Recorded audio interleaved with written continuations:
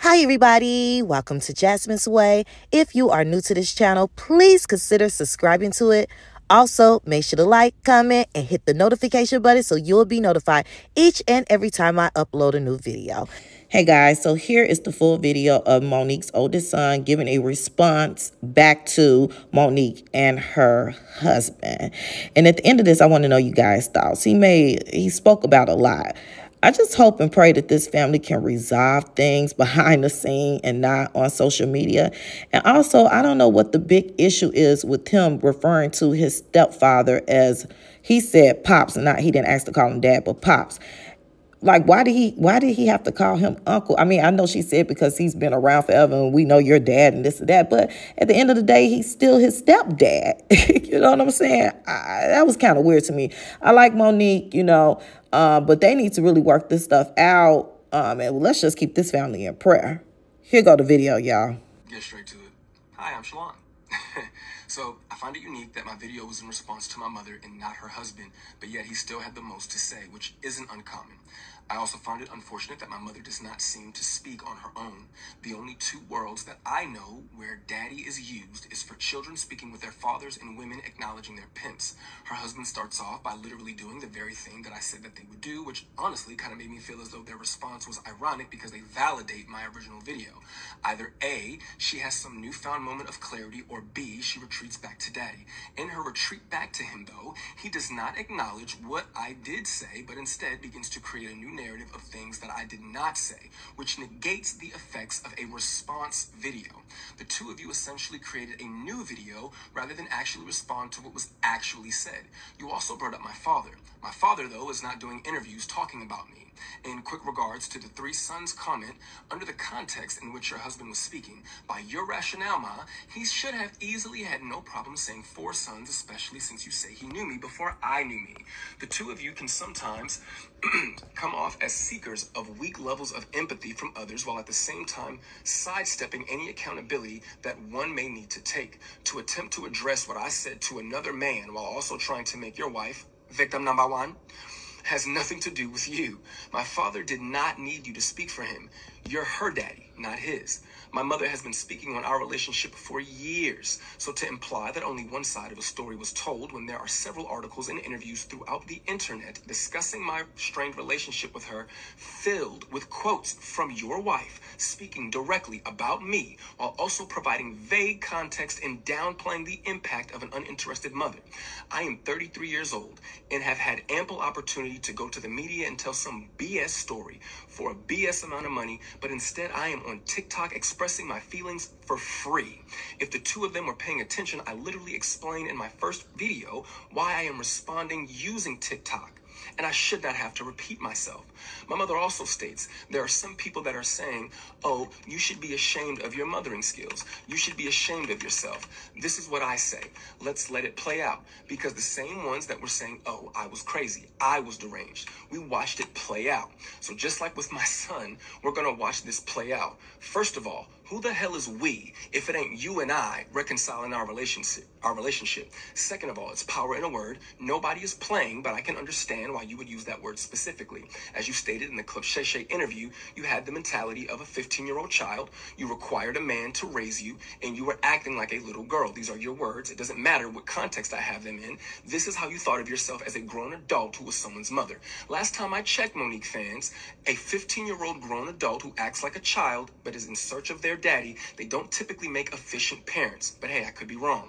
On a more serious note, to sit there and allow your daddy to address my mental health in a weak attempt to pass my response off as a moment is disturbing and insulting to those of us who do have mental health issues. The way I presented myself was no different than my mother and her daddy presented themselves when addressing D.L. Hughley. And her precious sweet babies ate it up. D.L. is wrong because he's so loud. Mo and daddy are right because they're so calm. But I, for some reason, don't get the same energy. To simply try to call me crazy is dismissive and cowardice. Attacking somebody's mental status is a clear sign that you have zero to stand on. Furthermore, what kind of person still has a text message from their wife's son that is over 2 years old, still in their phone, saved just for the purpose of re-showing it to him? What I specifically remember about that message is that at the end of it, you said something along the lines of, if you don't respond, I understand. I could care less about what your message was about, but for you to say in the message, if you don't respond, I understand, why was it then that when you and I did speak, after that message was sent, the first question out of your mouth is, hey man, how come you didn't respond to my text message? I found that to be very unique, but I did not need an explanation on how to speak to women or how to listen to women. That was not what that situation was about. My mother showed me how conceited she is in that situation that you were referring to. For a woman to villainize the actions of her son for being a man and a father to his new family simply because she had not heard from him in 2 days, as though her phone was broken and she could not check on me. Because last time I checked, I was a new parent. I didn't get a new house. I didn't go on vacation. I didn't just get a new game system. I had a baby. And in those 2 days that you did not hear from me, I was handling my business as a man and a father. But I'll assume your phone and the phones of those around you were all broken, which I wanted to believe was the reason why you did not respond to a message from your son expressing his concern over some bumps that your grandchild had on her back. You would later make it your business to tell me that you got the message and chose not to respond because her other grandmother is a nurse. Damn the fact that she is also your blood. And shout out to Nana. My baby girl loves her some Nana. The statement about money and then stating, don't let nobody introduce me to you, is not a competent statement to make because it wasn't a complete sentence, nor did the two things correlate with each other. And when did you have the time to introduce yourself to a son that you weren't interested in and didn't do the best job you could do? I'm starting to think that you're not hearing yourself. To address money, you gave me $10,000 for a down payment on a car. Yes, thank you again. Thank you. My girlfriend and I were already prepared to put our money together and get a car. You and your husband called us one day and stated that y'all were going to give us $5,000 for a down payment. We said, okay. You then called us back a day or two later and stated that you would be giving us $10,000 for a down payment on the car. You and him made the conscious choice to give us that money. We did not ask you for anything, but this is an example of a rich person doing something for you. And because an example of a rich person doing something for you because they want to do it for you, but because it doesn't have the desired effect that they want it to have, you are inconsiderate and ungrateful. But let's take it a step further. I eventually would uncover that my mother had left me a UTMA worth $45,000. You never brought that account to my attention. You claim it was because you forgot that you even set it up in the first place, which validates my original point. Who forgets that they invested $45,000 into a child that at that time is the only child? When I was homeless and I called you to help me figure out how to access the account, you said, Shalon, I don't even know what you're talking about. And if I did, why do you think I would help you? After finding out from the Georgia Department of Revenue that they had been sending me mail to 3 separate Georgia addresses, all of which I lived at with you at some point or another. For the life of me, I can't grasp how those letters managed to slip by so many people at 3 different locations. I did, however, eventually get access to the money and the brokerage account that you had set up for me with Morgan Stanley. To be fair, what you put together for me was amazing, especially had I let it sit for a year or two, which made it bittersweet that you wouldn't have wanted to help or even educate me on how to manage what I had.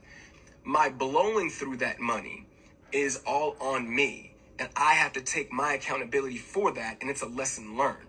Sydney stated that the last time that him and I spoke, I wanted to call him Dad. The actual truth is that I wanted to call him Pop. Calling you Uncle Sydney, but my mother calls you Daddy and the boys call you Daddy. It was getting a little awkward. And yes, for a very short time, I did feel that way about you. But the more things change, the more they stay the same. Oh, Black Jesus.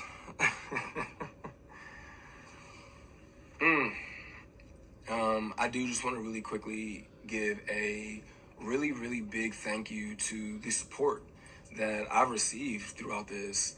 I didn't think that was something that was going to happen. I didn't make that video to have a tennis match with my mother. I do not plan on making any more videos. This is it. I've said what I wanted to say. To me, if you're not going to acknowledge, you've already shown me that you don't care enough to acknowledge what I did say, so I definitely don't have the expectation that you're going to acknowledge now what I'm saying. So it is what it is. But once again, I want to say thank you again, man. That day that before I posted that original video, I went to sleep with 25 followers that I probably could name all. I could probably name all 25 of those people. I think I have over like 12,000 followers now. That's really cool, man. I really appreciate that. But I just can't say thank you enough. I know I sound like a broken record, but I do appreciate the love. And best of luck to my mother in Sydney. And I hope that the Cat Williams tour is incredible. I really, really do.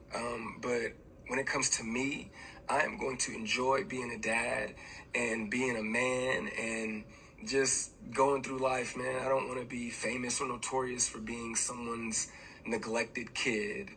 I don't want that to be my story. And I only said what I said just to provide context, not to become anything. But y'all be safe, man. Peace.